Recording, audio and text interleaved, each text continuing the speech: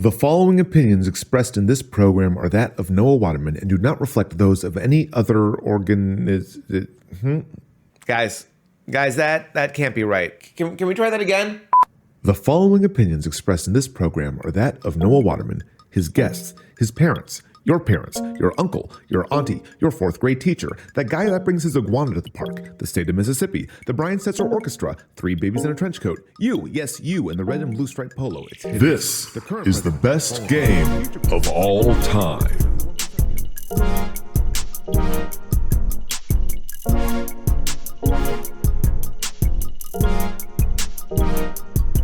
Picture this. It is October. The first Monday of the month has come by, and you have pressed play on the best game of all time, the podcast that dares to do the impossible, the unthinkable, nay, the unimaginable. Rate, rank, and review every video game ever made. Welcome to Kaiju Lounge, folks. I'm your boss monster, Noah Waterman, and this is episode 4. Hard to believe we're already here. Episode 4 of the best game of all time. This should be a good one. This is the last of what I've been calling our pilot episodes, right? These first 4 that helped me kick things off. It's myself and my good friends, Patrick Malloy, Michael Petrocelli, and Louis Thomas. They helped me kind of really kickstart this project. And I got a good announcement that'll come at the end of this podcast about what's next. But this whole thing has been coming along so well, and you guys have been supporting it, and I can't thank you enough. So with that, what are we doing today? Well, we have jumped into the modern era. We're not doing, because I was worried this would start coming off as like we only do retro games. No, we're doing all games. There are no games off limits here. And so we decided, if we're going to do a modern game, we're going to do our first set of modern games. Let's go with 2 of the biggest, arguably most influential games to come out in, I'm going to do rough math here, the last 5 years. That's just about right, the last 5 years or so. We are doing The Legend of Zelda Breath of the Wild that came out as a launch title for the Nintendo Switch. And we are comparing that to what many have believed to be its usurper in recent years, From Software's Elden Ring. That's right, 2 games that for the longest time, and that are still talked about as regularly as they were when they were first released. We are putting both to the task to figure out which one of these games is better than the other, but more importantly, where they fall on the list. See if either of them can topple Super Mario World for Super Nintendo as the best game of all time. And we dive into it because on surface value, these games are incredibly similar. So when we're talking about what makes something better, we really have to nitpick. Just get our hands dirty. If it's your first time here, here's how it works. We take any game. Could be a single game, could be multiple games. We talk about them, we review them, and then we rank them on the list. Or me and my guests, we give one number to the game, and that averages where that game falls on the list. We have one chance to redeem ourselves to change it up, but basically we are deciding where that game falls on a ranking of all games for the best game of all time. The only caveat is we can never use the same number to rank a game twice in perpetuity. Meaning once I give a game a 7, I can't give any other game a 7 in the history of this podcast. I always have to say a game is better or worse than a previous game. It was one thing when we only had 10 games on the list. It's getting harder to rank games and not give something the same number. We're comparing apples to oranges here, kids. This is becoming an increasingly difficult task. With all that said, we're going to go into our episode. A quick disclaimer. Those of you who watch the video version of this, in the past I've used B-roll of the game to kind of spice up the video. We don't do that. We do this as a straight cut. There's no rights reason. There's no particular reason. It's honestly, it just boils down to these are 2 huge games that I did not have the time to play through and find the individual moments to record. Yes, we did play the games to remember, but with only a month to do these in, that's a taller order than you may initially think.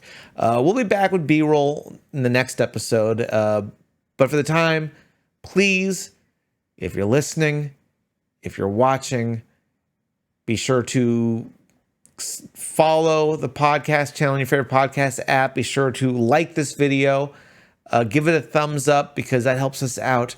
And strap in for what might be one of the best deep dives we've done so far as we compare Legend of Zelda Breath of the Wild to Elden Ring in episode 4 of the best game of all time.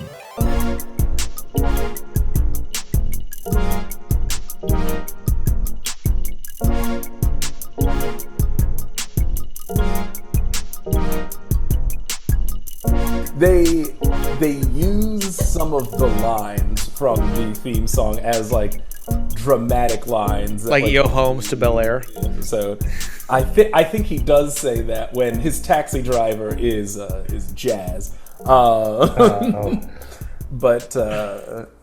it's like I watched the first episode and I was like, I think I'm actually gonna have to pay like the $5 for Peacock Premium to watch this now. I'm hooked. I like that that's what did it for you. Guys, well then welcome to episode 4 of the best game of all time. I'm your host with the most, Noah Waterman. I am joined by our fantastic panel, the same 3 idiots we've gotten to do every episode with so far, and I say that only with love. I say only the most love and respect I can. We got Patrick, the Star Scourge emissary, Malloy. Got Michael, the forlorn wanderer, Petrocelli.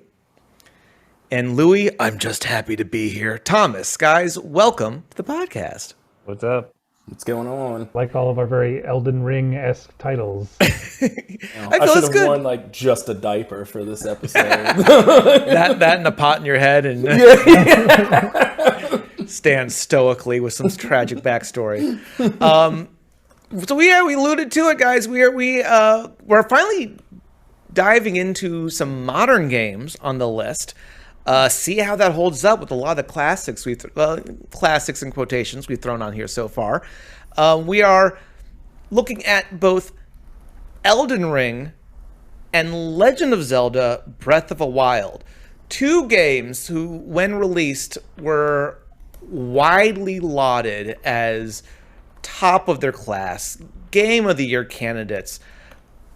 But do they stand a chance to be the best game of all time? We're going to find that out. We're going to find that out for you. We're going to find that out for us. We're going to find that out for the world. But before we do, we got to open things up with our special little segment, Get to Know Your Panel. Get to Know Your Panel. This is a moment where you, the viewer, get to know a little bit about the people you will be listening to. It could be a question for just one of us, or a question for all of us, like this one here. Guys, From Software, developers of Elden Ring, their games are widely loved, but it seems a little hit or miss. Some people are very intimidated by it. They're not for everybody, but the people they are for absolutely love them. What I want to know is, before Elden Ring, did you have any prior experience with From Software games? What games have you bought? How many times have you bought them? That's what I want to kind of go into. Patrick, let's start with you. I played when we all lived together, or at least Petro, when you and I were still living together. You had Demon Souls, right? The very first one. Yes. So I played Demon Souls, and I know I played some of a Dark Souls game. Not a ton. It sounds like it left a lasting impression.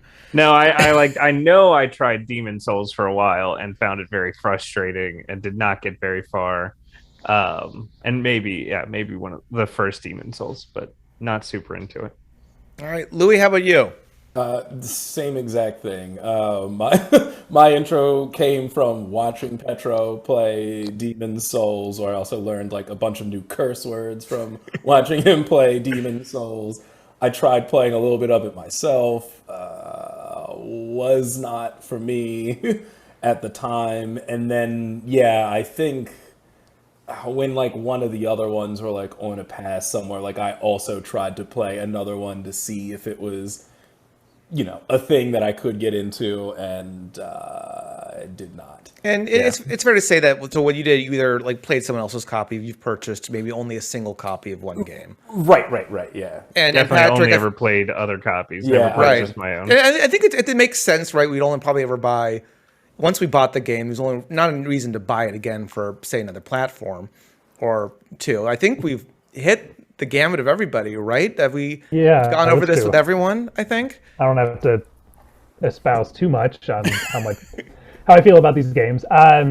So for me, someone who may, as Noah is insinuating, may have bought these games many times on different platforms.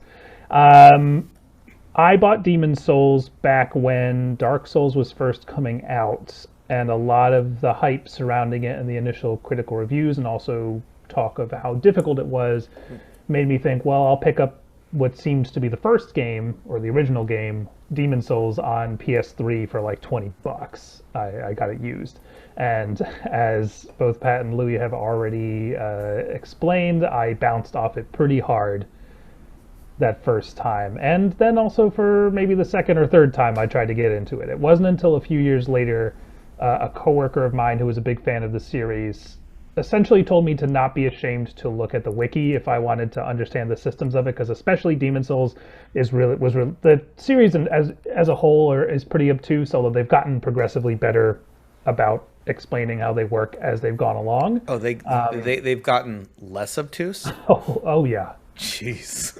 When I first played Demon's Souls, I never figured out how to level up. I didn't know there's all these weird systems in Demon's Souls even that is just really bizarre. But long story short, I wound up falling really in love with these games. Now they've supplanted what I think was my previous favorite game, which was like the character action Devil May Cry type game, which I still love, but really in recent years, the From Software game series, starting with Demon's Souls, Dark Souls 2, Bloodborne, etc., are all my favorite games. So it has supplanted Shinobi for you? Oh, you mean Shinobi? No, I was a Ninja Gaiden fan. Ninja Gaiden, right. I do still love Ninja Gaiden. When that collection came out last year, I picked it up, and I still had some fun with that. But I would say my absolute favorite is the Souls series and its various versions: Bloodborne, Sekiro. Spoiler alert: this game. I feel like we'll get into that. Definitely get into that in a sec. I feel like I remember during our mutual friend Dance and Mike, if you're listening, you have a kid to take care of, please stop.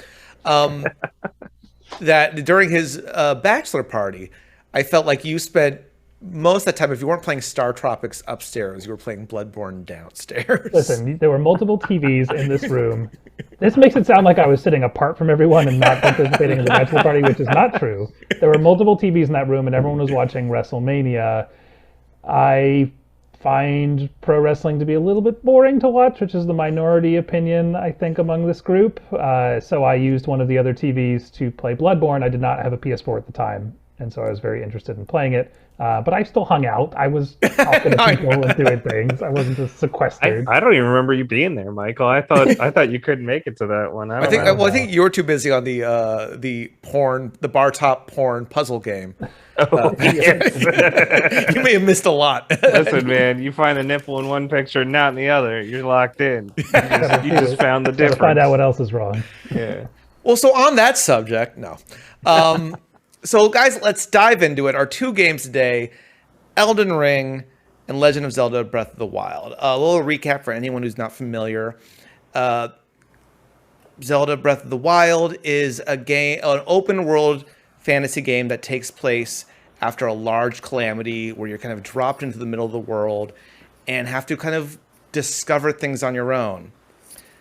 Elden Ring is a large open-world fantasy setting after calamity where you're kind of dropped into the middle of everything and have to discover how to play it and do it on your own.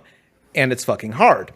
I would actually, real quick, if we could put a pin in this, I would love to know who is listening to this that isn't familiar with Breath of the Wild or Elden Ring. Yeah, good Two call. obscure games. maybe the biggest game and second biggest game to come out recently. If you're that person, please let us know.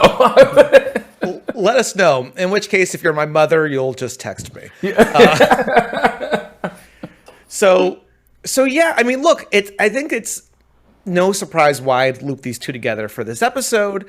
There are a lot of similarities. I mean, I think it's fairly safe to say, because Breath of the Wild came out first, that there's probably a lot of stuff Elden Ring took from Breath of the Wild, and rightfully so. I mean, I'm a big fan of both these games here, but I think before we tear apart the nitty-gritty, what were people's sort of general feelings on both games? Let's go top level before we dive in.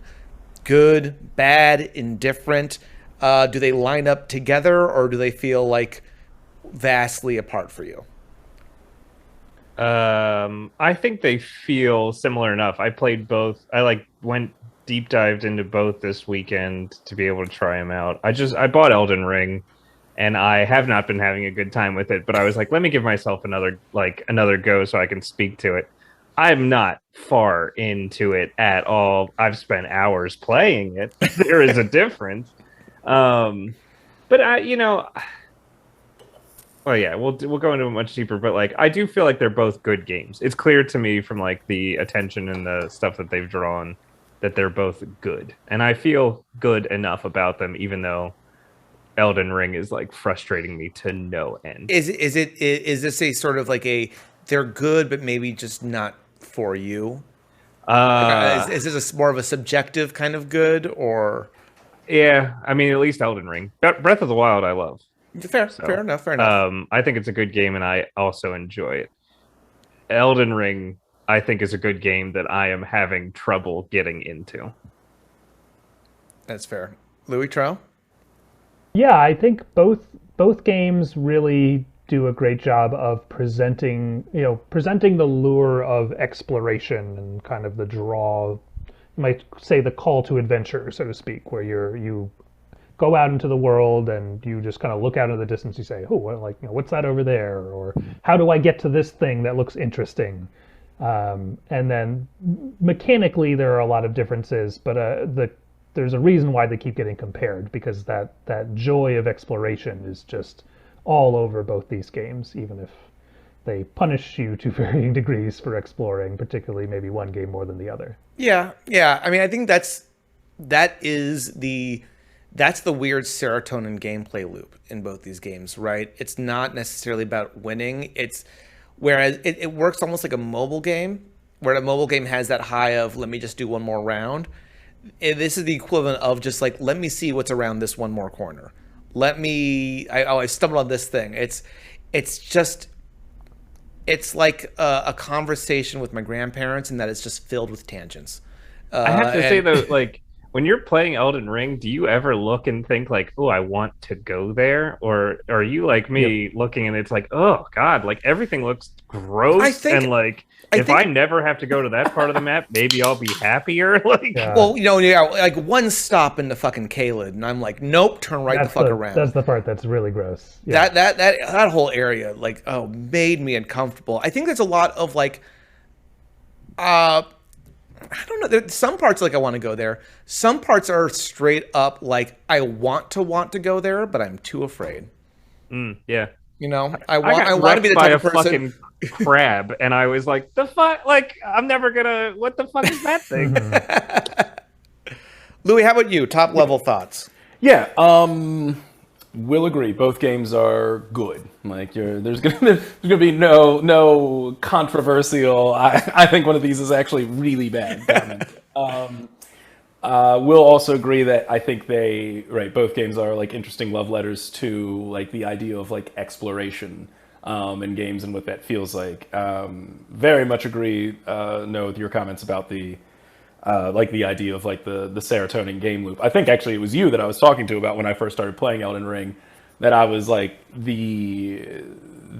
task, the grind, the idea that it sort of doesn't necessarily feel like everything that you're doing is ever going to end conclusively, but you doing everything rewards itself by you being better at doing that same thing in a lot of ways felt very similar to like why I enjoyed playing something like Stardew Valley, even though it's an entirely different sort of game. And I think now looking back on it, Breath of the Wild very similarly does like that thing for me, particularly in that like I was never super interested in getting health in Breath of the Wild. Like I always just wanted more stamina so that I would be able to like climb more, glide further, stuff like that. And it's also very much how I always like if I play Stardew Valley, like it's like I really focus on one thing. It's almost always mining every single time. Like a lot, and then like once I need to start filling in some of the other, naturally you do start to fill in some of those other bits, and I think both of those games play like very, or maybe it's just universally how I approach games, but like they all sort of have like that sort of feel to it. But yeah, that's top line thoughts. No, I mean, yeah, I mean, I think both. I absolutely, I know for me, both these games hit that like become obsessed. Think about them when I'm, getting in the way of doing actual work, kind of like levels of obsession. Like they both hit that bug for me, which I think is kind of funny because both games I bought on a whim. Like I wasn't going when I got the Switch, I wasn't going to buy Breath of the Wild. I know that was like the big game, but like I was like, I'm never been the biggest Zelda fan. I wasn't that interesting. And I was like, all right, well, snipper clips may only actually last me a couple hours. Maybe I should get Breath of the Wild. And then it became like I took the game on my honeymoon, and I think I spent whenever I wasn't winning at Mario Kart, I was like trying to squeeze in extra hours where I could there. And then Elden Ring, like a great honeymoon. I had a great time. It was honestly, we went to, I don't know, wasn't paying attention, but I had a great time in Hyrule, and that's what counts, right? I do remember all your honeymoon photos being your wife posing in front of these gorgeous vistas and you just looking transfixed down at your Switch. I was just using the screen capture function, and I posted that on Instagram. I thought that was the same thing. That was good enough for people. Yeah, Link doing the same pose in the game. And then, yeah, I think it was like I was actually avoiding buying Elden Ring, and I was kind of late to the party as far as when it was released. Partially because I thought I might get the Steam Deck in time, and then that got pushed back. So I was like, oh, if I can't take it with me, I don't want to buy it somewhere else, and so I ended up going for it anyway.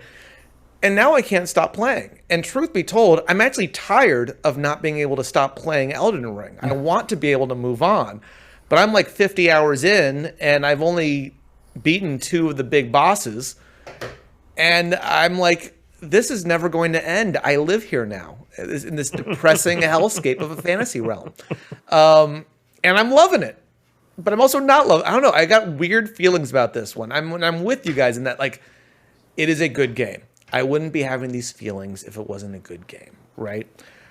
But Troy, I want to dive into something that you brought up, and I'm curious if you guys felt this with both games or just Elden Ring, that it's kind of like, what was the example you gave me the other night about ice cream? Oh, so I was saying, as someone who's a From Software fan, I love this type of game, and so this game felt to me like I was shown to a buffet that had all of my favorite foods, and as soon as I started to eat, people locked the door behind me and said, you can't leave until it's all done. And so, and that's how I feel about this game, having actually beaten it, and it took me over 100 hours to beat. Which is bonkers. Like, I think we can admit that it's great. That is a lot. And I like to play games, and I just to give you an example, I think my first playthrough of Dark Souls 1 took maybe 50, 60 hours to beat. And if I go back and replay it now, I could beat it in like 20. Just because I know I'm familiar with the game, and also it's not nearly as big. This, it's so much game, and it's so, and it just doesn't stop unfolding. And I think it has that effect, and Breath of the Wild does to some degree too. Just these types of open world games, at least the ones that really draw me in, of where I feel like it has to be the game I'm playing, and I worry that if I wander away from it for too long, I just won't get into it. I actually returned Breath of the Wild to the store the first time I started to play it, and I had logged like 40 hours into the game, and then I had just got distracted by something else, and then was away from it for long enough, and it was just like, whatever, and so I just returned it. And then 2020, when we were all in lockdown, I bought it again because I was like, I need a game that's going to let me go outside because I can't do that too much right now. And that was when I really got into it. But I had to be the thing that I focused on. Both these games did. Right. So Patrick, I feel like you Elden Ring hasn't drawn you in that same way from what you've described earlier. But Louis, do you feel that way? This like too much of a good thing. This like I'm almost like can't get out. Or Patrick, have you felt that with Zelda? I'll let Louis go first. Yeah, I'll agree. I mean, I haven't spent as much time in Elden Ring, obviously, as Petro, but I'd say no, even yourself. So like I haven't reached a point of like feeling like there's perhaps a certain level of like fatigue, even outside of understanding like there's still so much game left. Just like I'm still playing this, I want to play it. There's more to do, but like I'm tired. But I can absolutely see how. Right, with like, like a couple, like 20 or 30 more hours under it, I would absolutely feel that way. I don't think I'm mad about that being like the sort of game design. When I think about Elden Ring often, because there's a lot of parts of it that pissed me the fuck off. And like, I can appreciate though that like it's philosophy on gaming. It's like all of those things, yeah, they're in there, but it's like, I don't know. It allows you to approach the game like however you want to, and it's like at least I think in like very interesting ways, like questioning you to be like what is necessary for like the idea of a good game, right? Like in a way that like I don't think Breath of the Wild really challenges you to like understand that it's a good game, and because of that, I don't think you're necessarily rewarded in the same way. Like I haven't seen people really sit around and talk about their experience in playing Breath of the Wild like with other people in the same way that you kind of have these conversations about like we both did the same thing in Elden Ring, but like here's both of our stories about it, right? And it's also something that comes with almost no story or minimal context to it. Like, and Yeah. I think that's interesting. Like I think generally every time I think about both of those games, it's like one of them was designed to like be like the good, like a great game and like the archetype of what we consider really good games to be, and the other one really just tried to like existentially push and maybe break an idea of like what what good gaming should look like or function like, and I can't, and I don't know, I guess there's a taste level to the idea of like do you enjoy that experimental end more than you actually enjoy a product that was purposely designed to be like good, even if there's guardrails or parameters that something that's a little more loose doesn't have to it. So I want to get back to something that you were kind of starting to touch on, which is the idea of whether or not the accessibility of one makes it a better game than the other. Yeah. Before we do that, Pat, I want to give you a chance to kind of talk about the previous question. Yeah, I mean, like the reason I put Breath of the Wild down 4 years ago and didn't pick it back up is because I obsessed over it a little bit too much when I don't know, like you start trying to find Korok seeds or like whatever else, and I was like, oh my god, like the world is so big and there's just so many stupid people to talk to. Like I petered out. I was like I need a breath from Breath of the Wild, and then 4 years passed. But I will say that actually at the time though, Louis, I feel like I do remember a lot of people talking about it in the same way they talk about Elden Ring, and like what is it, the Leonids, the lion centaurs, Lionels, yeah. Like there are definitely challenges in Breath of the Wild that people wanted to discuss the different ways that they engaged with it. And I also remember that speed running was really huge with Breath of the Wild at first, to the point that the one person who just took the glider off the main starting island straight to Ganon and fought Calamity Ganon and won. Like that was a big thing. In a way that I feel like I haven't seen a lot of people. Like people are talking about Elden Ring all the time, but like most of the YouTube videos are boring. Like they're not. nobody's like showing like, oh, look at this wacky thing. It's just like, look at me hack away at this other giant grotesque boss again. Like, Well, I think that says something about sort of the general thematic difference of the two games, right? It's like, I mean, for anyone watching the video version of this, look at your background. It's very bright, it's colorful, it's cartoony. Elden Ring's not that. The videos that come out from this, though most of the Breath of the Wild ones are kind of goofy, over the top. Elden Ring, even the humor ends up being dark because it's usually about how did I die this time kind of scenario, but it is a different sort of feeling in that. I think there's also something to, I'm going to have so many tangents, so many different things to talk about here. They're both such big games. I think the idea of like not running out of things to do, I think this is something that Elden Ring does better, because Elden Ring's not running out of things to do is, oh, I didn't realize these 18 different caves, each with their own boss, were all around here, each with their own level design.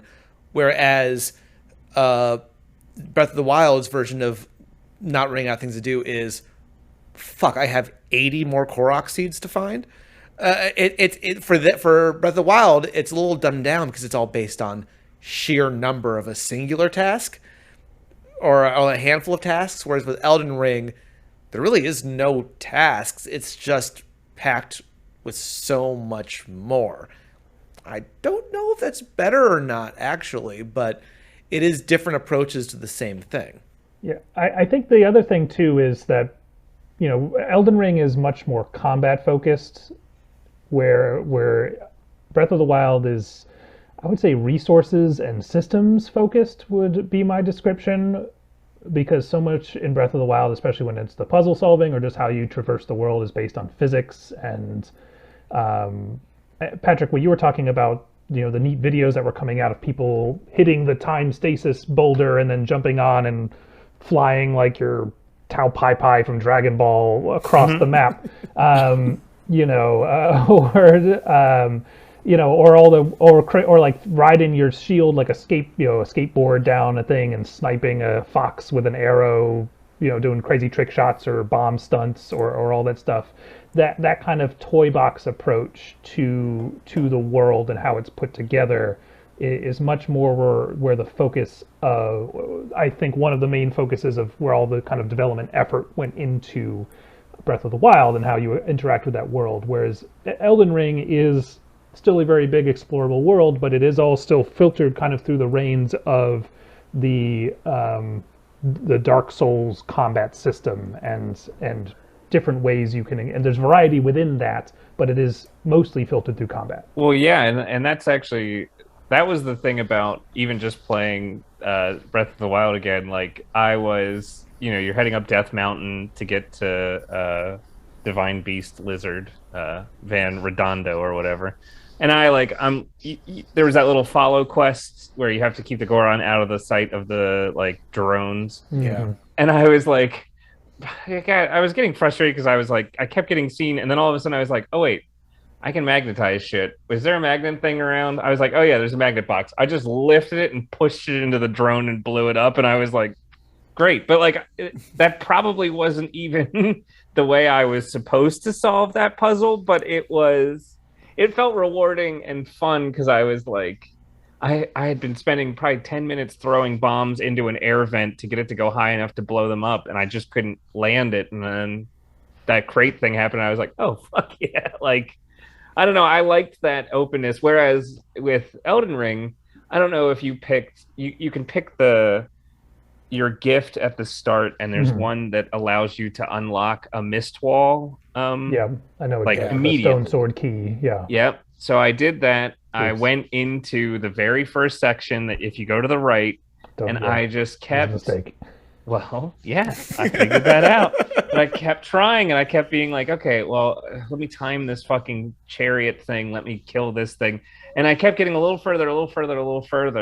And then finally I was getting so frustrated because I kept dying, and I was like, let me just look. And I looked it up, and that fucking thing was deep as shit, and there were boss fights halfway through. Yeah, and so I was like, I could have never gotten through this. You would have gotten bodied by this giant fucked up lizard thing if you had gotten all the way to the bottom. Yes.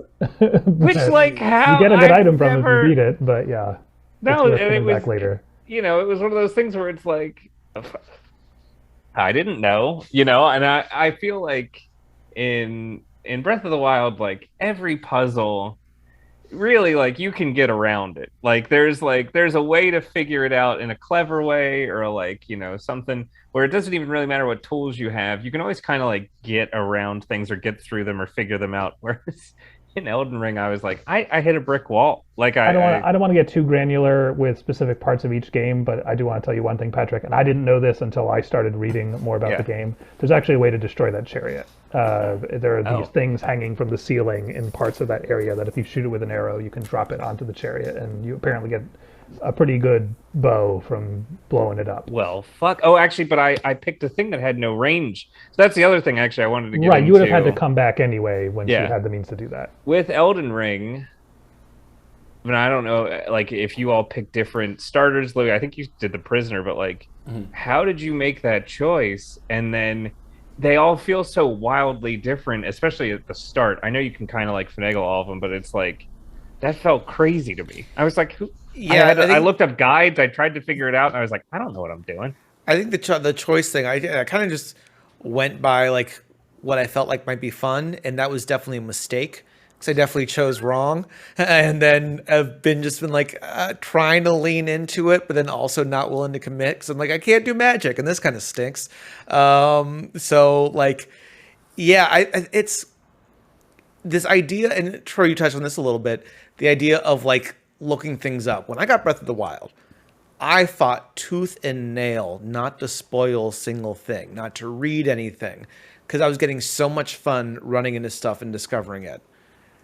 Elden Ring, I almost hate how much I like looking things up before I do it. Like now it's literally just like every time I finish something, it's like, all right, what should I be doing next? And I just look it up. Because I know they want me to discover it, but it's, again, so fucking obtuse in the best possible way that I'm like, I just don't feel bad about it. So I just read every guide I can. Well, I think that's one of those, again, in like the philosophy of how the games are different, right? Like there's something that feels rewarding about solving all the puzzles in Breath of the Wild without having to look something up, because they've been designed so intently and so sharply that, to do that. And even, even in the design, like it feels good to be able to find something that, maybe you felt like wasn't even supposed to be a part of it, or whatnot. Like all those angles are like considered so well. I think with Elden Ring, right, like it asks a different thing of like what it means to complete a game. Like what does success like look like, or like, like, because like, you can read all you want to in Elden Ring, and because it's so combat focused, though, it's not like it's telling you, like a lot of what it will be like is go here and then also defeat this thing. Right. It's not like lift this thing up and there will be the switch, right? And then you can do. So it's like even if you read what has to happen, you still have to do. Like, well, yeah, I mean, you're right. Elden Ring's puzzles are skill based, and the skill level is very high, whereas Breath of the Wild's puzzles are more knowledge-based. Is that the fact that it's discovering, once you know how to solve it, it's easy to solve. The puzzle is discovering that, not the act of solving it, right? In Elden Ring, because it's like, all right, I have to know that frame of invincibility in my roll to successfully do this in the nick of time and be fine. It's, and so this is now the perfect time to circle back to kind of what I want to talk to Lou, that you led into a little bit earlier, which was this idea of accessibility. And does that make for a better game? I mean, obviously, what the world thinks will be based on what we decide on our list in a little bit. Right. But I think if I was to go out there and ask the common person about what game they like better, I think most of your big hardcore gamers are going to like Elden Ring more. It's newer, it's bigger, it's got better graphics, it's shinier, right? At face value, I see why that decision's made. But we all have been playing games most of our lives.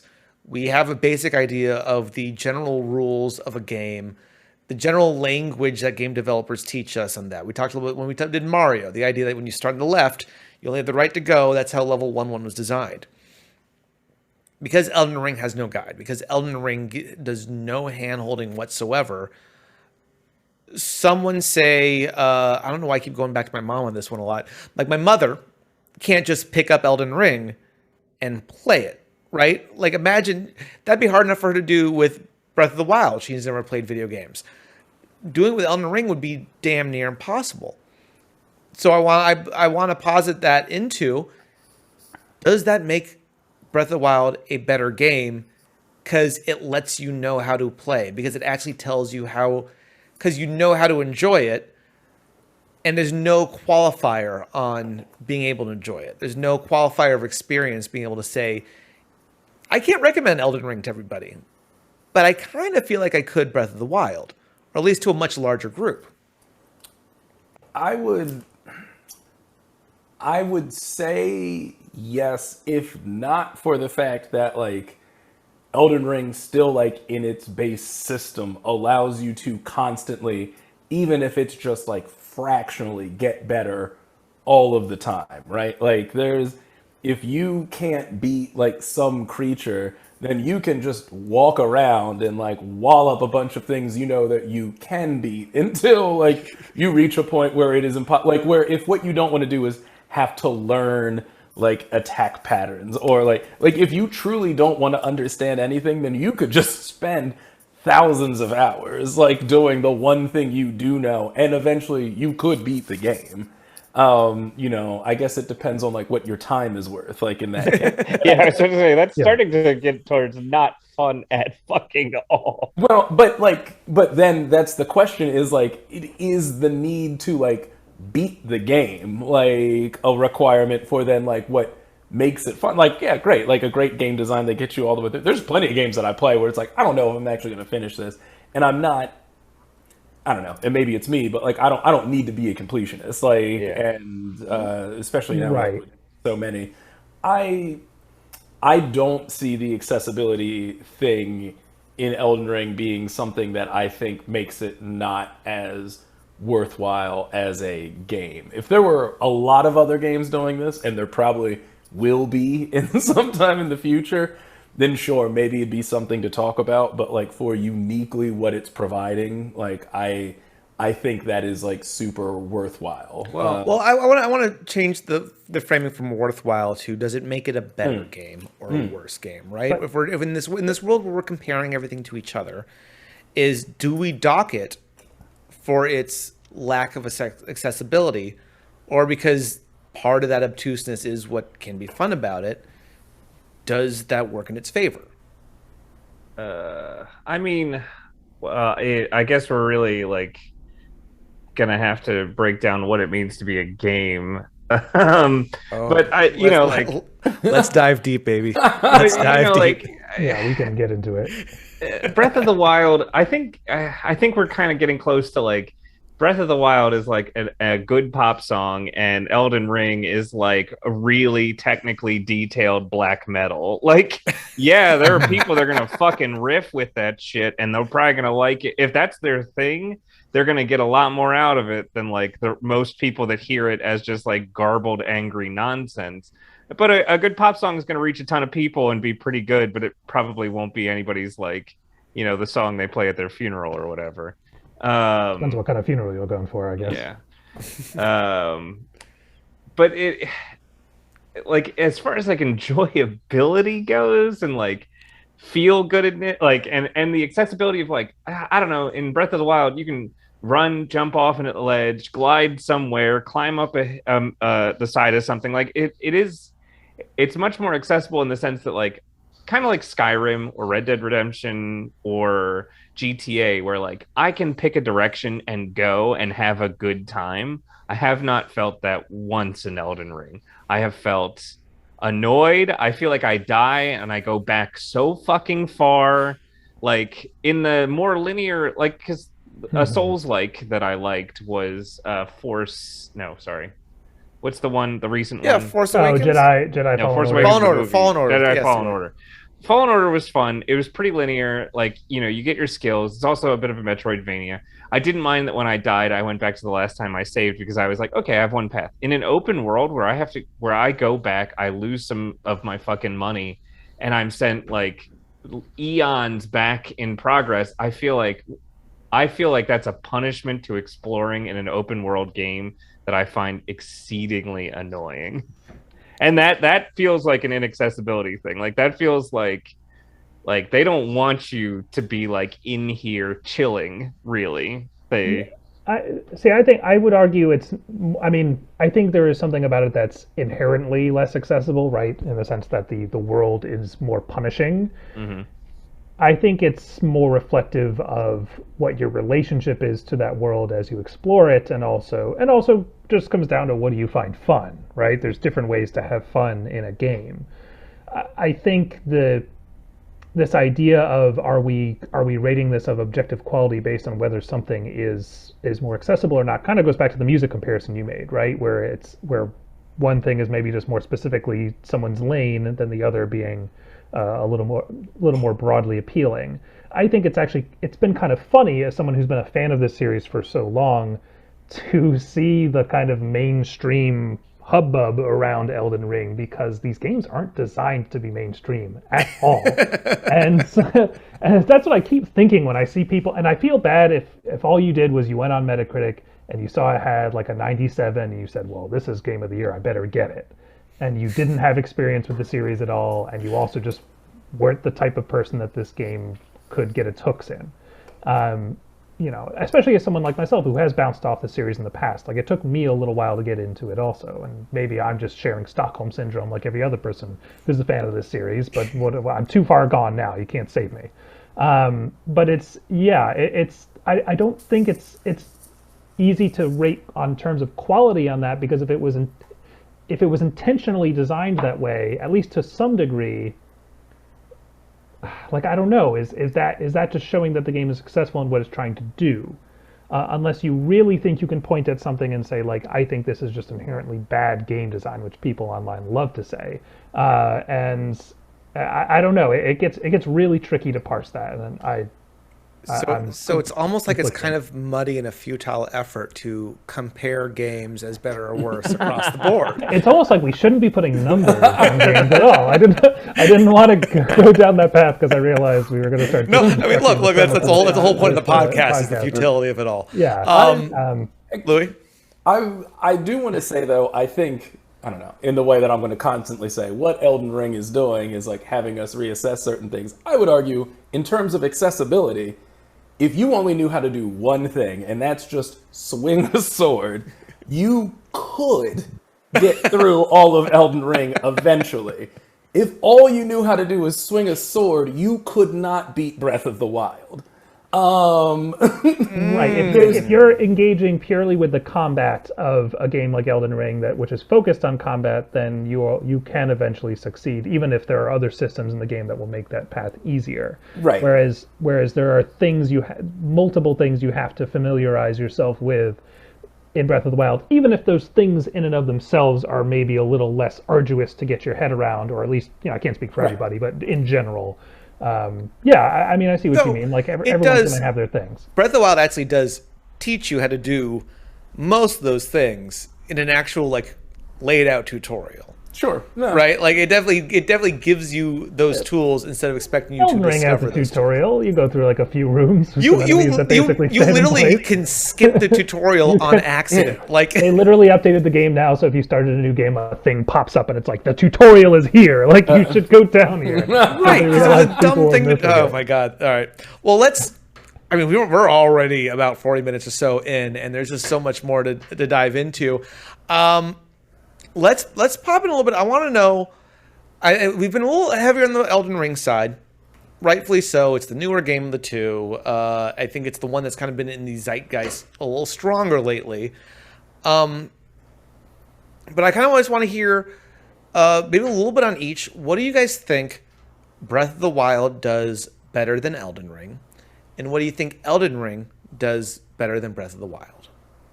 Can I start? Please. All right. Breath of the Wild, I think the exploration and the like feeling of being able to move around in the space and be rewarded for moving around in the space is like a thing that Breath of the Wild does very, very well. I also I I don't have to read a ton to like be invested in the story, which I like. It's still a good story. I I don't know if there are puzzles in Elden Ring that are not just timing out chariots and not getting your fucking shit wrecked, but like the as far as I know and as far as I got into it, like the puzzle aspect and the like creativity behind, like Petra was saying, the physics based mentality of Breath of the Wild, I think is better. Elden Ring, what I appreciate about Elden Ring is that like it's clear that it's given you an arsenal of toys to play with, and I appreciate that. I like that weapons don't break in Elden Ring. That is my biggest pet peeve from Breath of the Wild of all time. And yeah, I think those are my biggest compliments towards Elden Ring over Breath of the Wild. All right. I mean, because I feel like I've been a little more critical of Breath of the Wild. Like I'll say, yeah, the puzzle element of Breath of the Wild, right? If Elden Ring's language is combat, then right, like Breath of the Wild's is puzzles, and I will say Breath of the Wild's puzzles are better than Elden Ring's combat. Like I'll say, like the thing that it is like designed to do, I think is done like extremely well in Breath of the Wild. I mean, I'll also say, I said it during Ocarina of Time. I'll say it during literally any Zelda game you hand me. The combat always fucking sucks in this game. Zelda never had. Can I tell you though, like the combat it's not perfect, and you can definitely button mash your way through it. Which, if you think that's bad, then that's fine. But like, I fucking hate that I push a button in Elden Ring and a half second passes before my character does anything. Gotta get used to the feel. No, I don't. No, I fucking don't. But look, I'll just say this. I don't want to keep harping on it, but you were me in like 2011 or whatever. I playing know. Demon's Souls, I watched like, you play, and I made fun of you I can't air combo anybody. What are you talking about? But that's the thing. Like, it's I hate to be like that, but it's just different. If I wanted to walk life through soup, I would fucking do it. Like, that's the thing. I don't play video games to feel like I'm drunk. And like, this shit's fucking sped up, man. You didn't play original Dark Souls. That's methodical. Those first couple are the really slow-paced games. Starting with Bloodborne is when they made them faster. But yeah. And actually, are you saying that there's artistry to slow combat? Like, should we go back and play Jedi power battles and just I would argue that slow combat is intentionally designed and not because that's all like the hardware can muster. I prefer my combat at 15 frames per second. Thank you very much. Exactly. Or I was playing Mortal Kombat on the Game Boy or whatever. But yeah, but it is a thing of Zelda games not really having great combat. But I will agree. I think Breath of the Wild maybe has the best combat of any Zelda game. I haven't replayed certain games in the series more Skyward recently. Sword was interesting. I'm tempted to pick up Skyward Sword again now that I don't honestly, have to it's got a better motion fucking camera controls. than Ocarina of Time. That's for damn sure.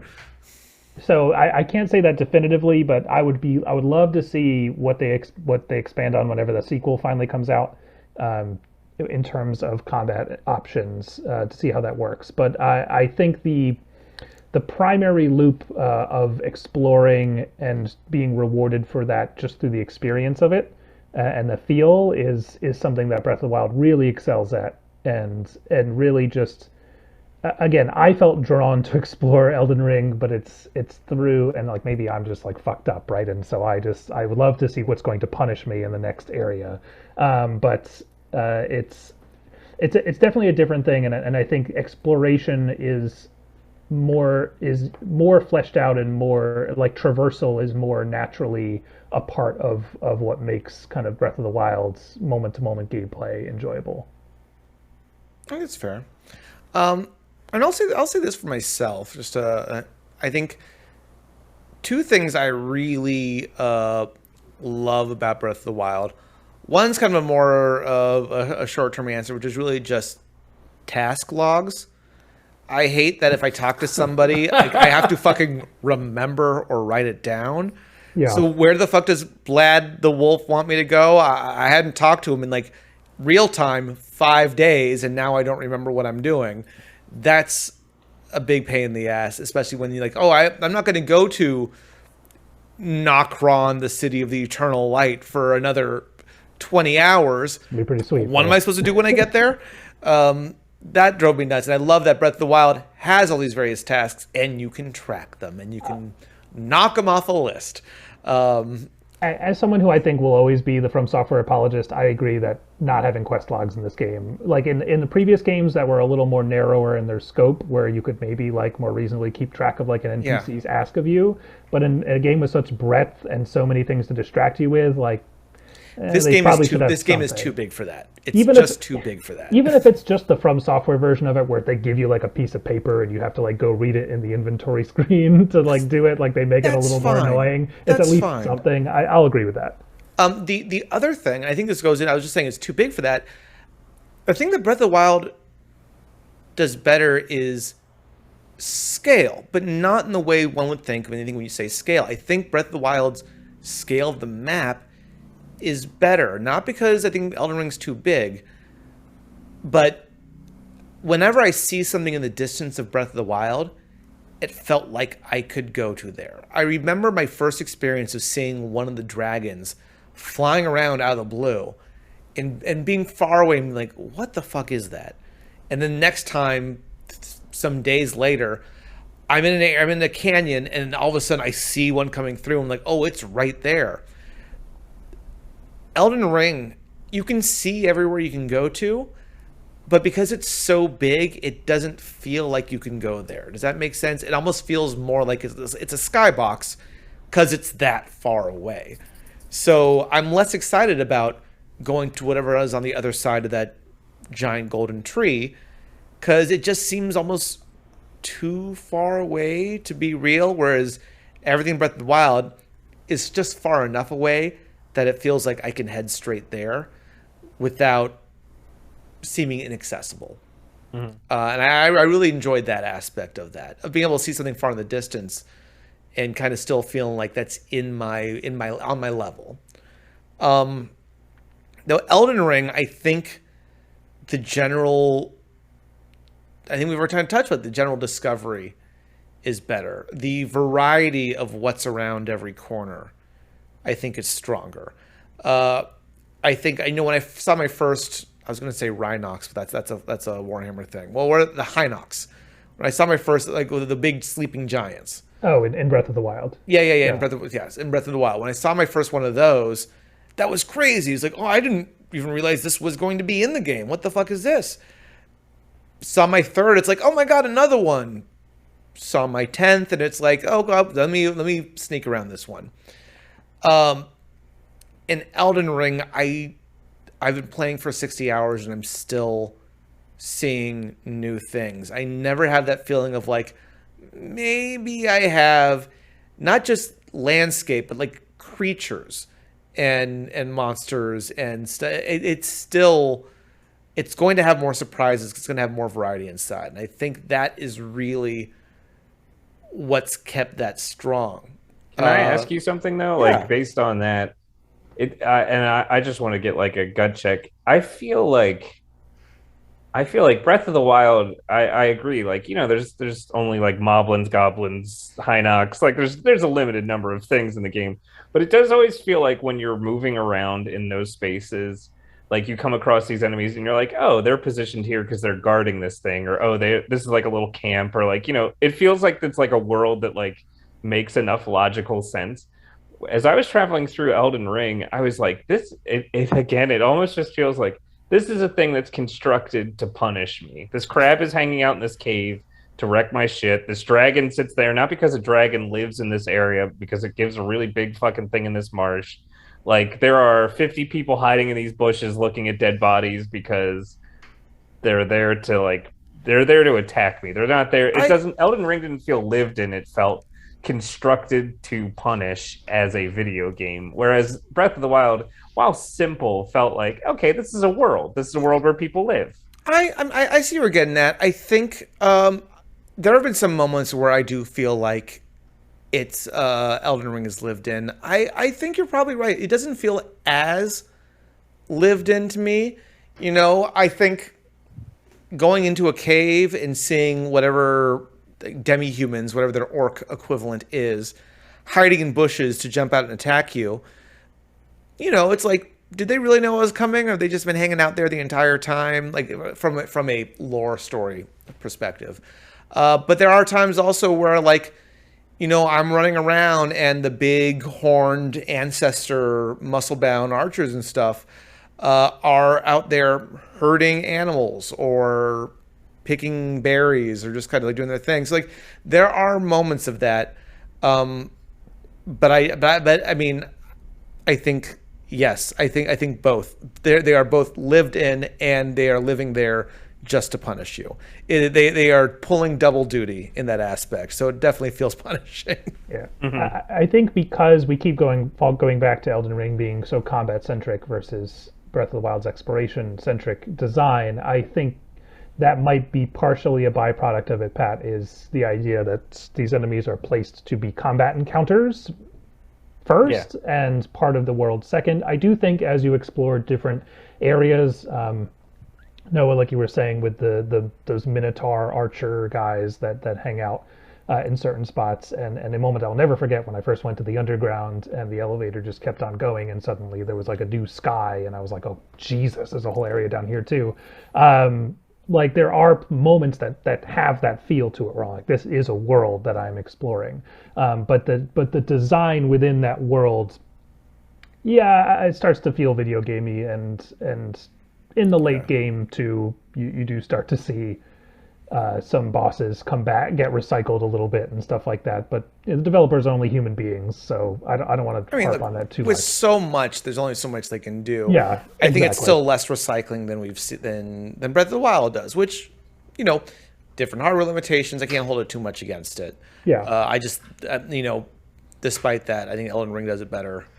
I also think the lore of Elden Ring, what 1% of it I can actually understand, is greatly interesting. It's just impossible to fucking follow without a quest log or anything marking this stuff down. And if you don't memorize it or take notes, it's like D&D. If you don't take notes, you're probably going to die. That's just kind of the rule I'm discovering here. Can you tell me the lore of Elden Ring? Like, what's the deal? No. No, not because I don't want to. It's I literally can't. Like, I'm finding what I'm seeing, these snippets, interesting. I have no fucking clue. I'm watching YouTube videos just like the rest of the world, hoping someone smarter ties it all together. Yeah, I have no fucking clue. I need Vati Video to come out with a few more updates. That's the big Dark Souls series lore channel. He's yeah. There are people who are getting YouTube money to do that for us. That is character. Somebody did a sexy Squidward to create a character Elden Ring. Pretty good. I attempted to create the lizard person from our last D&D campaign as my most recent Elden Ring character. It did. I don't have I wish I had an image to share. It did not go well. My attempt to create it. All right, guys. Before we get into the rankings, because we do have to rank these games. We have to rank these games against everything else that's on there right now. Any final thoughts? Other things you wanted to get out that we've glossed over? Points you want to circle back and make?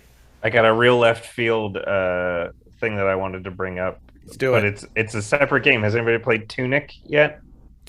I've played like 5 seconds before on my phone with a backbone, trying to do remote play, and it was freezing on me, so I didn't really get into it. But I've been hearing a lot of interesting things about it. So ironically, it is a Souls-like wearing the skin of a Zelda game. Like, it's a cutesy little adventure, but what you realize as you're going is that you pray at these statues. If you die, you get sent back. If you go the wrong direction, you'll definitely end up in a space with like enemies you couldn't possibly take on. It's very interesting. Yeah, I wanted to play it. It doles out instructions of how to play the game through finding pages of the instruction manual, but in a language that you can't read. So it's like based on mostly images and stuff like that. It's very interesting. I've actually been thoroughly enjoying that, and it's a nice like in between. And I thought it was really funny that we were talking about these two together because that feels like somebody making fun of a Souls-like. Like that'd be a great sketch comedy for somebody writing about Souls-like games, for how obtuse they are that even the instruction manual is impossible to read. But they turned into a game and people are loving it, so it makes sense. Anything else? Any other final Louis thoughts? got something. What's Louis doing? I'm just trying to think like how I want to cap my feelings about both of these games. Because I enjoyed them both. Yeah, I think we're being critical because we're comparing them to each other, but right, right. I'd be shocked if these don't land in the upper tier at all because like, Right. they are both fantastic games. Right. I mean, I'm historically harder on Zelda games because they're just not really my bag. And Breath of the Wild I think, only cemented it. For as many people are like, it's like one of the greatest games I ever played. I was like, I can tell this is a good Zelda game. It's still not really for me. I was like, I can still list off like 10 games right now that I would rather play again than do Breath of the Wild. Also, the final boss sucked. Sorry, I know we didn't talk about this at all, but Oh, you mean damn. that, like, yeah. when I you're mean, back what a outside, real like that part? disappointment. I dug how big Pig Cannon was, but after the initial also like it felt like unfortunately they gave me tools at the very end to fight him, and I was like that felt anticlimactic. Like I'd rather have just been regular me fighting Pig Ganon, and then had the tools fighting the real ugly Ganon. Yeah. I think Nintendo has a tendency when someone gets that far or that close to the end of the game that they're kind of just like ready to end come it. on, you can do it, here you go. Like they don't want you to fail right at the end. Not the most recent, but the previous Kirby game was like that too. I think actually a lot of Kirby games end up doing that too. I don't know about the newest one, but other Kirby games have often done that. It's like, all right, we're gonna now be the only part of the game where you set you on a superstar and you're now shooting shit. Like, okay, great. Don't use any of the abilities you've used leading up to this point. Just go. But yeah, a lot of Kirby climaxes are like that. Yeah. Also, I don't know. Comparatively, I guess I haven't played enough to really say how I feel about like the idea of bosses in Elden Ring or really from any of like those Souls-like games, because I can't. As disappointing as I found like the final boss in Zelda, or even the boss fights in general, they were okay. I don't know if I really enjoyed, outside of the satisfaction of winning, any of the boss fights, and all. That might also be a product if I'm playing a pretty like dex heavy character that like me too. They can't really survive like much in the way of hits. So like I do a lot better in taking down large groups in the open world and less so like characters in a confined space. But so I don't know. Yeah, just the idea of bosses could be like a whole separate podcast. I mean, I hate the bosses I've run into in Elden Ring. I hate it. I feel like it's so spammy. They can do like the same, like that. They wind up in the same way on two separate attacks that have follow-up attacks that like you've been hit, you bounce off the ground, and then they hit you again. It's like it. I feel the frustration that I felt when I played fighting games as a kid, and like somebody knew how to juggle you. It's like, well, now I'm not even fucking playing this game right now. I'm just watching my character get absolutely destroyed. Thank you. Like, yeah, it's interesting to. So, I'm really conflicted with Elden Ring in terms of where it sits in my pantheon of the games in this series. Because, Lou, you had commented on saying that you were comparing the combat unfavorably to some design elements of Breath of the Wild, and I would say, in the pantheon of From Software games, I don't think Elden Ring has the best combat. I think there are other games that I would say they do a better job with. And I think one of the things that's interesting about, and even seeing people who are veterans of this franchise kind of react to online, is this idea that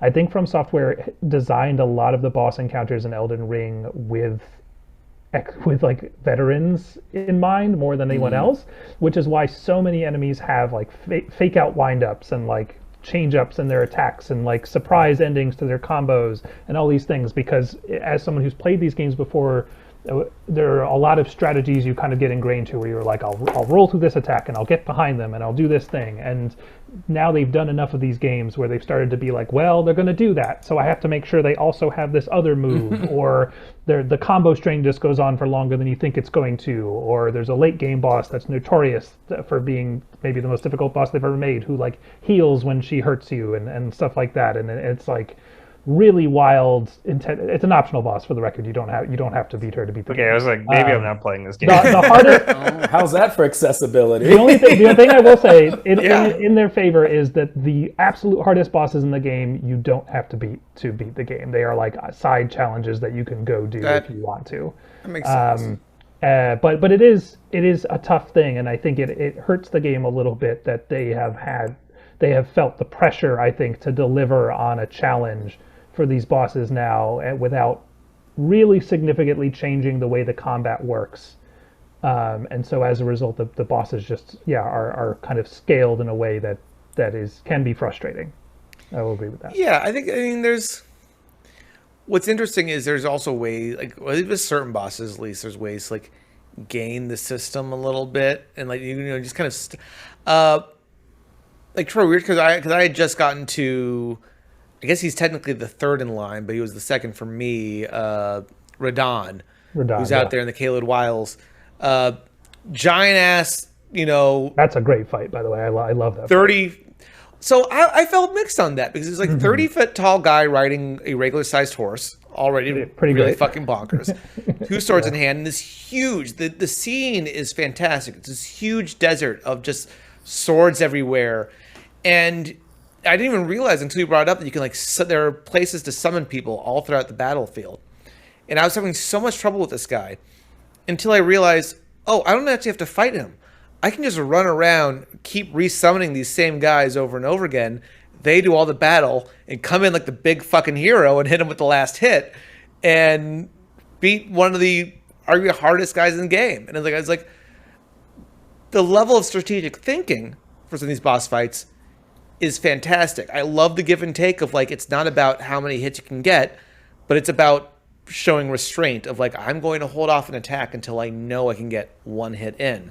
But then something this happens where it's like, oh no, I'm really doing nothing but just waiting it out. And at a certain point, it seems a little disbalanced at times. Well, and I think with that, that fight in particular, I think is a special example because the entire scenario in which you go to fight him is like a bunch of warriors gathered for a special festival to just beat this one guy.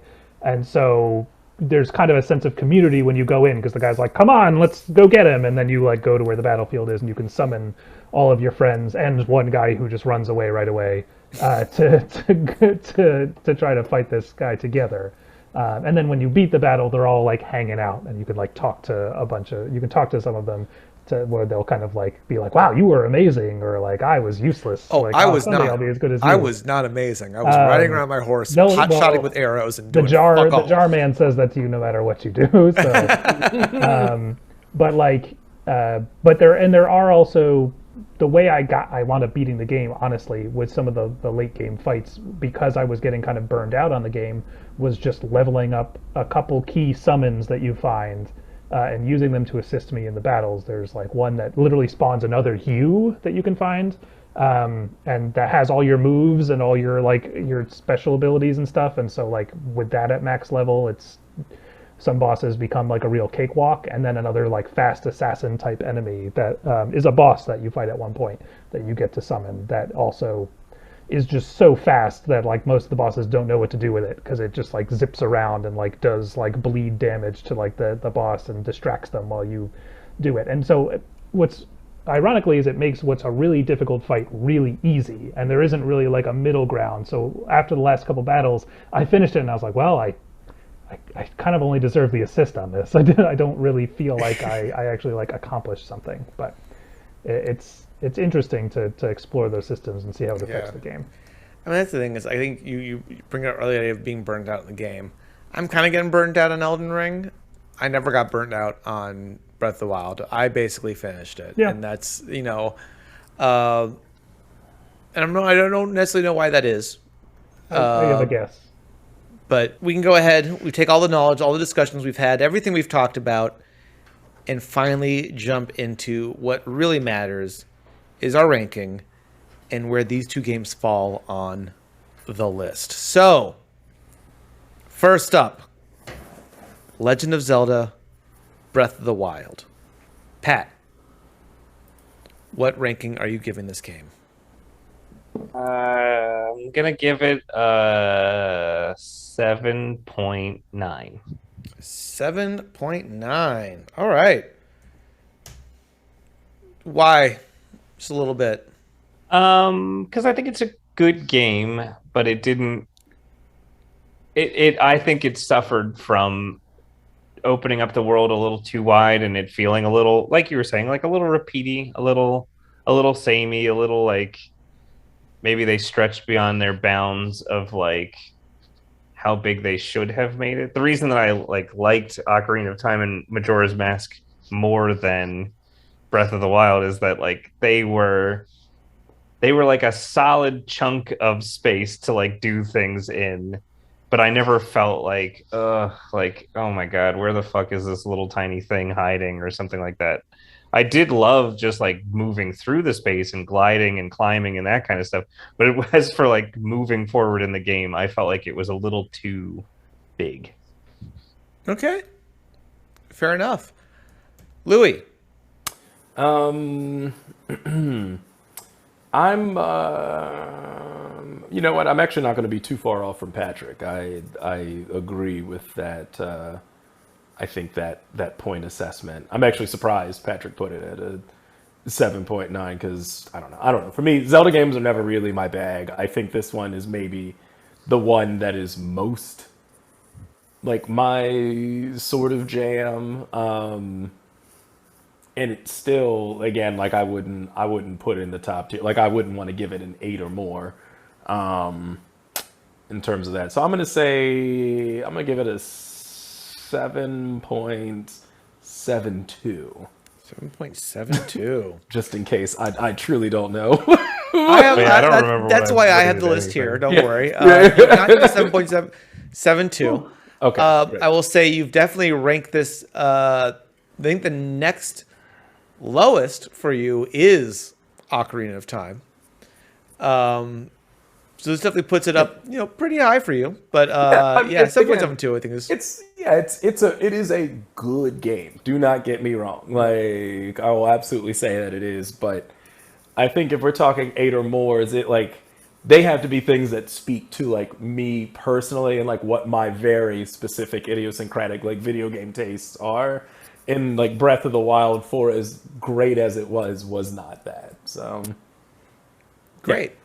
I'm going to do myself next, and I'm going to kind of be offsetting these scores. Because here's the honest truth is I don't believe anything can be the perfect game, but this captured me in a way I never expected. I'm a sucker for discovery, for that kind of large, that scale of it, the really look around what's in a corner. This grabbed me. It's quite frankly, I love open world games, and it's also the only open world game I've ever beaten. And I think that's by virtue of it being on a mobile device, on solely a mobile device, which honestly I'm kind of giving it points for. Because to be something this big, this great on something I could take with me only added to that enjoyment from when I had it. That's totally fair. I played handheld over the past few days. I didn't even hook it up to a TV. Right. And I really enjoyed it. Having it on an airplane, taking it on work trips, to whatever East Asian country my honeymoon was on, I wasn't paying attention. It was great. I'm giving it a 9.35. Okay. It's pretty high up there, and I think honestly, is it something I'm coming back to? I may come back to and do like the hard mode DLC that I purchased and have not done yet, to like replay it that way. But it's kind of like a great movie in that like I don't need to watch a movie I love all the time every time, but every time I look back on it, I'm like, yeah, that was still probably my favorite movie. I really love this game. But Tro, why was I wrong? Am I wrong? And Pat and Louie wrong? I don't think anyone's wrong. I think particularly in a game where we're talking about, I think particularly in an episode where we're talking about games that might not be for everyone, I'm not going to pass that judgment. But I am definitely going to fall closer, Noah, to your side of things on this one. I mean, one, I've always loved the Zelda series, so I will have an inherent bias there. I was just reflecting on this over the past couple days in preparation for this episode. I think Breath of the Wild is one of the more recent games I've played that I have a particular nostalgia for the feeling of playing it. I'm not nostalgic for being in quarantine during 2020 at all. It was a terrible year. But I do have nostalgia for the release and sense of kind of escape and freedom that I got playing this game that just kind of really made even richer the already fully fleshed out experience of exploring this world and solving its puzzles and interacting with its different systems and things like that. And I'm not going to go quite as high as you, only because I'm curious to see what the sequel is going to bring, and I want to leave room for it, but I'm still going to give it a 9.1. 9.1. Breath of the Wild. Just double checking your score. Yeah, looks good. 9.1. All right. Next up, I think we're going to go in reverse order. Tro, let's start with you. Elden Ring. Oh, God. I'm like, this is currently what I'm playing right now are a bunch of other From Software games to essentially evaluate where Elden Ring stands in my pantheon of some of my favorite games ever. And it's a shame that I ended Elden Ring on a kind of sour note by feeling burned out on it, because I had such a great experience playing most of it, and getting into that world and being truly shocked and surprised by things that I discovered, and yeah, just really, oh boy, with Elden Ring Ganondorf staring at me, really feeling if anyone listened to the audio version of this, that Patrick is not taking into consideration, he is changing his background to almost troll Petro in a way. I'm going to. I actually haven't really delved too much into the extended decimals, but I'm going to give Elden Ring a 9.15. Ooh. Because with the extra 0.05 being because it is a Breath of the Wild size game of the type of gameplay that is currently my favorite thing. But it's not going to sit at the top of the From Software pantheon for me, and so I'll just say if we ever get to those games, they will have higher scores than that. Interesting. But you do feel with Breath of the Wild being a 9.1 that they are really close to each other in this. Like, really, it is kind of a neck and neck race with Elden Ring eking it out. I think the things that will really stick with me about both games will be actually very similar, because it will be that sense of exploration and discovery, even if the feel and gameplay around them are different. I think that's fully fair. And go in the interest of going in reverse order, I am next. I'm kind of doing not exactly as close neck and neck, but I am giving it a 9.1 for myself. In kind of that same thing as Elden Ring Ganondorf stares daggers deep into my soul for having not gotten good. Yeah, I think there's so many things. The reason why I'm enjoying Elden Ring are the exact same reasons why I enjoyed Breath of the Wild, and I think both have called to me. And I think Breath of the Wild introduced a way of doing open world. I expect from Elden Ring and the success of this game that this is not the last we see of this new subgenre of adventure games. I think we're going to be seeing a lot more like it. And I'd be remiss if I didn't think that Elden Ring really is kind of changing the game. More so than the Souls games, even though a lot of like indie game stuff will ape on it now.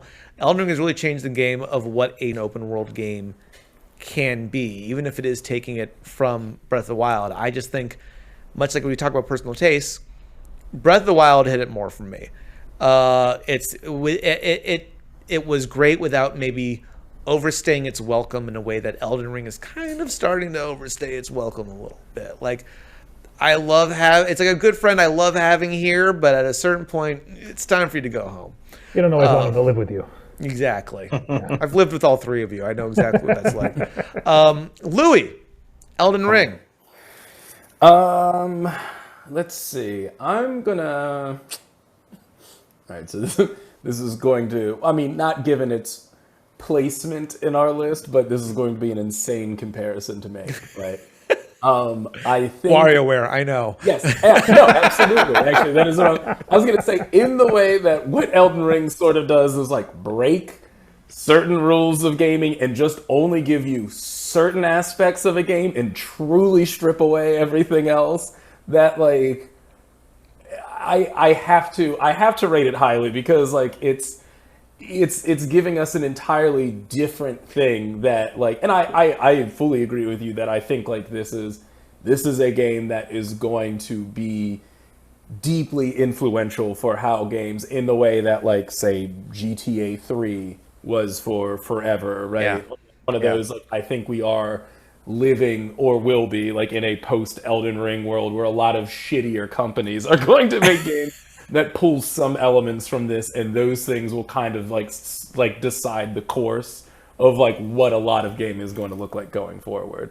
And I think particularly for like an adventure game, the fact that it kind of like unapologetically throws you into its world, sort of disorients you in a way that like playing the entire thing through feels like learning how to play the game is an adventure in itself. Like, sure, is a bit of a cop-out and definitely leads to some gameplay elements that are less than ideal, but also like it is such a unique experience that I can't really say that I've had with like much else like that I've played like in a similar way. I'm gonna give it an 8.66. Yep, 8.66. All right. Great. I mean, yeah, we'd have to kick you off if otherwise. So like I told you. Yeah, it's like perfection. Or don't wake daddy. You hit it. That's it. The buzzer goes off. You're out. All right, Pat. All right. I'm coming in lower than everybody. yeah. No surprise. Kind of figured. I mean, yeah. No, I like. Again, I think that this is. I hope that, as you were all saying that, like, I hope games don't start acting like this. I'm gonna be really fucking frustrated. I think that there's something so. I'll just say this: like, as far as open world goes, a thing I would like to see more of is games that reflects that you're playing them, like the never delivered promise of Fable or any Peter Molyneux game or like something like that. And there's something so. Like this Souls-like equation where like every time you save and pray at the fucking fire, all the enemies come back. It's like you were never there. It's like you never did anything. Like I find that depressing on top of the depressing nature of the game, like or like the general. It's a reflection of the futility of life. Yeah, but I don't. That's not why I play games. Like if I want that, I'll fucking go and try to change the real world or like get into politics. I don't know. But no. So I like. For me, it's gonna come in. It is a good game. I'm not trying to punish it outright. Have I given anything my 7 spot? You have. Okay. Well, then I'm gonna go. I'll go 7.01. It's like a little better than good. Can we ask to be honest about your experience with 7 that? too? Like, I think hold on. I think I can say it. Did I give a 7 to Sonic? No. Ironically, you gave a 7 to WarioWare Microgames Inc. Nice. Yeah, no, I mean like full circle, baby. it feels that all feels fine with me. Listen, I think the way that I'm ranking games as far as I like them is like how much I want to be in them. And like if we talk Skyrim or Stardew Valley or like you know something like Skyrim? Huh? You want to be in Skyrim? That seems equally as depressing. You want to be able to climb mountains man, I by love like that shit. I'm playing another playthrough. I'm playing probably my 4th playthrough in that game, and I picked a path I didn't even know I could fucking do. Like that's how much I love that shit. So, yeah, that's where I'm pulling it in at 7.01. All right, great guys. Well, it's time to turn to the list. At a certain point, I'm not going to be able to read the entire list out. I'll just do the top 10, but we're still in the early stages here. So starting from the bottom, working our way up, we have at number 17, E.T. for the Atari 2600, Nights into Dreams for the Sega Saturn, Aladdin for the Super Nintendo, Sonic the Hedgehog for the Sega Genesis. 13 is Aladdin for the Sega Genesis. Those should be switched, but oh well. Duck Hunt for the NES. At 11 is Crazy Taxi for Dreamcast. 10, Crazy Taxi for mobile. 9, Crazy Taxi for arcade. 8, God of War for PS2. 7, GoldenEye 007 for N64. 6, Legend of Zelda Ocarina of Time for N64. 5, Castlevania Symphony of the Night for PS1. 4, WarioWare Micro Games Inc. for GameCube. Number 3, Elden Ring for the PS5, Xbox X, Series X, and Steam. Number 2 is Legend of Zelda Breath of the Wild for Switch. And only, what is that, less than It's 0.06. Wow. ahead is Super Mario World for the Super Nintendo. Guys, as with before, we have one extra shot for redemption. Now that you see the list ahead of you, you can change your score on either Breath of the Wild or Elden Ring once and lock it in. If you think something here is unfair, if it should be lower than another game on the list, it should be higher than another game on the list, now's your time to game the system and make I'd really like to see these crazy taxis broken up. So How low do I have to go to get they are this game too done? close. I wish I could make GoldenEye higher still. I just can't believe we said Aladdin was better than Sonic the Hedgehog. Only I the can't believe you said the not Genesis Aladdin is better than the Super Nintendo Aladdin. I think we were That wrong. was the correct answer. But yes. No, it's the correct answer. It has a fucking sword. All right, go on. Go on, No, what are we I'm changing? good. I'm good on my score. Yeah, I'm actually good on my score. Do you think do you think this is it's a rightful place for these guys on this greater list? I think Super Mario, I think the really obvious thing would be to do something with Breath of the Wild to bump it up to the top, but I don't know. I think Super Mario World also deserves that consideration, so I'm happy with them being that close. Do you think Super Mario World's a better game? That's that scape here. Is Super Mario World a better game than Legend of Zelda Breath of the Wild? for me, I'd It's a say better yes. soundtrack. I've got no problem saying right now with what games are on this list. I absolutely think Super Mario World is the best one that's there currently. Yeah, I'm okay with saying that too. Yeah. Are I you think it's okay, easier or do you for me- believe yeah, it? I think it's easier for me to go replay it, and it's as quality and experience, so... Yeah, I'm trying to put It's my really like hard to 10 quantify. years in the future goggles on and look back and be like, is Elden Ring gonna sit this high? Not that I'm gonna lower my score or anything like that, but it really does. I wonder if it's gonna have the staying power that, say, Super Mario World or even Legend of Zelda Breath of the Wild has.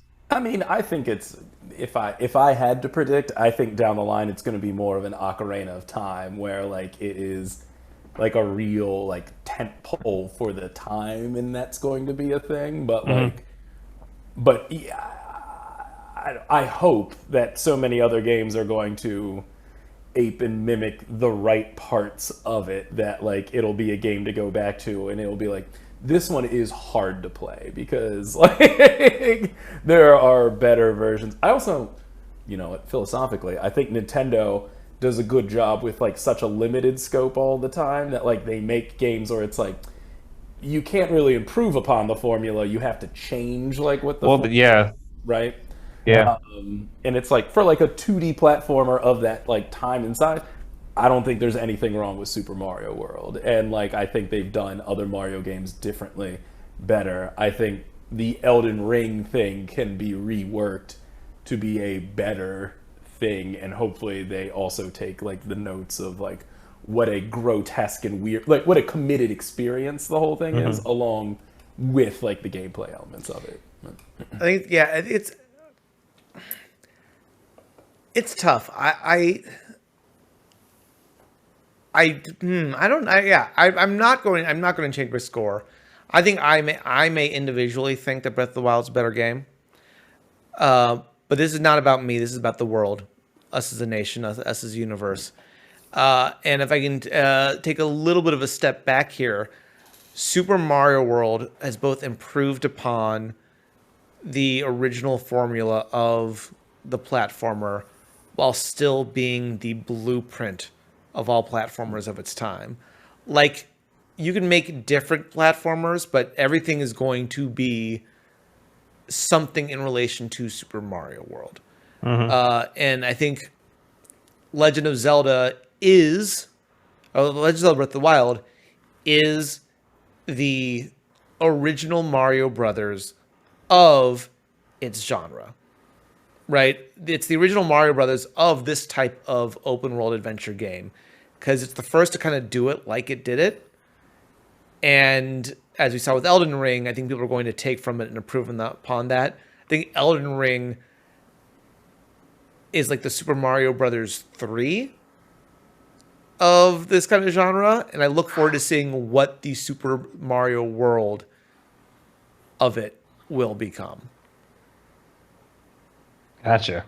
And on that note, we're going to lock in our scores. Unless, Tro, you were about to make a decision. No, I have no decisions. I was just going to say, I hope someday, Noah, as the one who's maybe the most enthusiastic about Elden Ring, that you go back and play some of the other From Software series of games. Because some of the notes you have, I feel like I would just give to their older games that were more focused experiences rather than something that's so far-reaching as Elden Ring. I played about... I was about to close out the episode, but I do want to bring this up. I played about... maybe 2 hours of Bloodborne. So I thought, all right, let me give it a try. Let me see if it's for me. And I didn't get it. I played my first 5 hours of Elden Ring. I didn't get it. I don't remember what it was, but something clicked. I think in a very similar way that D&D clicks for people, of like that feeling of like, oh, I really can do anything. If my imagination... Once like whatever it was, I think it was that first dragon facing that boss, getting close and realizing it's not just about damage per second, but about that give and take of the battle and like knowing when to attack and even just showing restraint and figuring out what that strategy and how that worked, that it sunk in. And to your point, yeah, I think circling back to a game like Bloodborne, I may actually get more enjoyment out of it. And we'll probably do it. We'll probably do... I don't know how we'd fit doing all the From Soft Souls-like games on one episode. I feel like they have to be done, but we all have jobs. Yeah. But damn it, you know what? We're going to try. We're going to try to get every game possible in history, past, present, and future on this list to truly figure out what is the best game of all time. Because right now, with a total ranking of 8.575, it is Super Mario World for the Super Nintendo. But there's always time for that to change. In the meantime, guys, where can people find you? You got socials you want to promote? Anything you want to share? Charities, thoughts, both THOT or THOUGHT. At Patrick BC Malloy, Instagram and Twitter. Beautiful. At Tro_Chelly, Instagram and Twitter. Still on the fence of whether I'm going to keep my Twitter around based on recent acquisitions that might be old news right now, depending on when you're listening to this. But we'll see. But that's where I am currently. Fair and valid. Louis? First and foremost, you can find me on the streets. And if that doesn't work, I'm always I am on Instagram updating rarely at naked pictures of Louis Thomas. So. But when you do, it's been quality. I'm not gonna lie. Ooh, so close. Like so close to toppling Super Mario World. That's insane. But Super Mario World for Super Nintendo still remains undefeated. That being said, these two games making their way to the number 3 and number 2 slot on this list so far, that's still pretty impressive. Going to be a whole lot more impressive when we get more games on the list. So I feel pretty good about this and where this went, and more importantly, where the conversation went. But the conversation doesn't just end with us here on the podcast. I want the conversation to continue. So guys, I mentioned it last episode, we're going to continue the trend. This month, I want to know from you guys, does accessibility to a wider and less hardcore audience make a game better or worse? Is that the kind of thing we use to add points or subtract? I want to know what you guys think, right? And really dive into it. Don't just be like, well, people who don't like Elden Ring just aren't good at it. It's like, no, let's really think about it. Does a game need to cater to more people and allow them to be able to play and enjoy it for it to be a good game, or not? Or is it a moot point? I want to hear from you guys. If you can, go ahead and you're watching this on YouTube, put your answer in the comments down below. If you're listening to this on any of the amazing apps we are on right now, Apple Podcasts, Spotify, Stitcher, iHeartRadio, Amazon, Google, whatever you use for podcasts, go ahead, leave your answer in review for this video. We will read our favorite review with our favorite answer here at the end of this episode. I would read one for this one, but I'll be honest, no one's left a review yet. That's fine. That's fine. I understand that we're still a very small podcast. We're still building our audience. I'm not going to blame it. But if you are one of the few people who are listening and you have yet to leave a review on whatever app you're using, please do it. You don't understand. That makes a huge difference in discoverability. You can help build this to reach a bigger and wider audience. But with that being said, if you guys want to go ahead and follow me, learn more about this podcast, learn more about myself and everything else we are up to, you can find me on all socials. It's BossMonsterKaiju on everywhere but Twitter, in which case it is BossMonsterKaiju. That's no ER, it's an A. I'm on TikTok. I'm on Twitter, Instagram. I'm on Twitch, where I try to stream at least once a week, usually playing the game before we film it, because we film so far in advance. It's usually a bit of a sneak peek. Interact with me. If you're not going to leave a review, answer my question there, and let's have a conversation about it. I would love that. I would love that. Next week, to say it's a doozy would be putting it lightly, guys. Next week is huge for us, because it's the first batch of new recordings I did for this podcast. It's the first time bringing on outside guests. Trust me, I love Louis, Pat, and Tro, and they will be back. They are my regulars. You'll be hearing them on this podcast more than any other group of people. I know that for sure. But I want to branch out and bring on more opinions, bring on more thoughts, introduce you guys to other people who are doing really cool things in the internet right now, which is why I am bringing on the hearts, the minds, the brains, the bodies behind the Board and Barrel at twitch.tv/BNB Tabletop, one of the best board game based Twitch channels on there right now. I'm bringing the whole crew with me, all four of them. Eric Reichert, the Eric Sandburn, Dustin Hendrickson, and Kyle McCarley. All four will be on this podcast as we play 4 games. 4 games. And we're going through the history of Teenage Mutant Ninja Turtle beat-em-ups. That's right, we are playing TMNT, the arcade game, TMNT Turtles in Time, TMNT Hyperstone Heist, and TMNT Shredder's Revenge. We are comparing them to each other, and we are placing them on the list. And guys, there is a twist coming in that episode that longtime fans are not going to want to miss. Stay tuned. First Monday of every month. I'm excited. I hope you are too. Until then, stay cool, stay hip, stay heavy. The Best Game of All Time is an independent production, hosted, produced, and edited by Noah Waterman. Theme music by Peter Rowland. If you want to learn more, go visit www.thekaijulounge.com.